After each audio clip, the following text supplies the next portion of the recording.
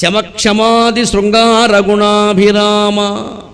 జీవితం బాగుండాలంటే ఏ గుణాలు ఉండాలో అవి రామచంద్రమూర్తిలో ఉన్నాయి. ఒకటి శమం, రెండు క్షమం. శమం అంటే ఇంద్రియ నిగ్రహం, అందులో మనోనిగ్రహం, ఇంద్రియ నిగ్రహం. అలాగే క్షమ అంటే ఓర్పు. ఇవాళ ఓర్పు లేకపోవడం వల్లే చాలా కుటుంబాలు దెబ్బతింటున్నాయి, చాలామంది మనుషుల జీవితాలు దెబ్బతింటున్నాయి. నిన్నగాక మొన్న పత్రికల్లో చదివి బాధపడ్డాను నేను. రెండో పెళ్ళిళ్ళు ఎక్కువైపోతున్నాయి మొదటి పెళ్ళిళ్ళ కంటే.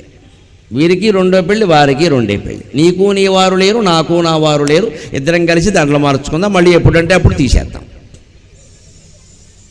వీరికి రెండో భర్త, వారికి మూడో పెళ్ళాం. ఇది ఏ పెళ్ళో అర్థం కాదు. ఇది పైగా దీన్ని మళ్ళీ క్యాటరింగ్లు, కళ్యాణ మంటపాలు పెట్టి అట్టహాసాలు చేస్తున్నారు. ఈ వచ్చిన శుభలేఖలు కూడా వేసేసి మేము ఎందుకు చేసుకోకూడదు, మేము ఎందుకు చేసుకోకూడదు.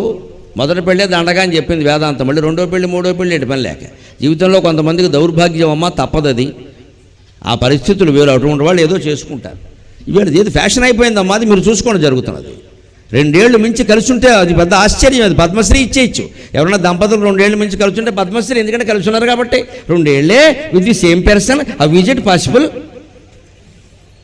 అది ఆశ్చర్యంగా ఉంది ఇవాళ.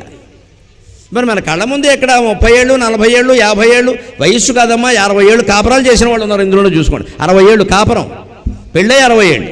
మరి ఎలా చేశారు అదే మనిషితో? మగైనా ఆడైనా ఎంత సర్దుకున్నారు. అదే శమం, క్షమ. ఈ ఇంద్రియ నిగ్రహము, మనోనిగ్రహము, ఓర్పు రెండు ఉంటే సర్దుకోవచ్చు. భార్యని ప్రేమించడం అంటే ఆవిడ బలాన్ని ప్రేమించడం కాదు, ఆవిడ ఆస్తిని ప్రేమించడం కాదు, ఆవిడ ఉద్యోగాన్ని ప్రేమించడం కాదు, ఆవిడ అందాన్ని ప్రేమించడం కాదు, ఆవిడ బలహీనతను కూడా ప్రేమించడమే భార్యని ప్రేమించడం. నేను లేవలేకపోతున్నానంటే భర్త దగ్గరుండి లేవదీయాలి. నేను మెట్లు ఎక్కలేకపోతున్నానంటే భర్త చేయట్టుకుని ఎక్కించాలి. నాకు నడవడం కష్టంగా ఉందంటే వీల్ చైర్లో తీసుకెళ్ళాలి. భార్యకి ఏ స్థితి వచ్చినా అంతే. నేను ఈ పూట చేయలేకపోతున్నాను, నేను చేస్తాను కదా, ఎవరైతే ఒకటి కూర్చో కాసేపు నేను చేస్తాను అన్నారు. నేనైతే ఇంట్లో అంతే అంటాను. ఎప్పుడైనా బాగుండకపోతే నేను చేస్తానంట. ఎందుకంటానో తెలుసా? నాటకం. అది బాగుండదని ఆవిడ వెంటనే వచ్చేస్తుంది. మనం చేస్తే అటు ఇటు చెడిపోతుంది మొత్తం. ఆవిడ తినలేదు, మనం తినలేం.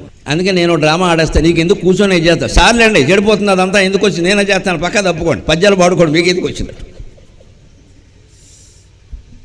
అయిపోయింది, అక్కడ ప్రేమ వ్యక్తమైంది. చేస్తామని చెప్పాం కదా, తర్వాత విషయాలు వాడికి. ఈ మాత్రానికి బట్టి ఈ మాత్రం చేయలేరా, మా అమ్మ అయితే అంటే ఒళ్ళు మడిపోతున్నాడు ఆవిడికి.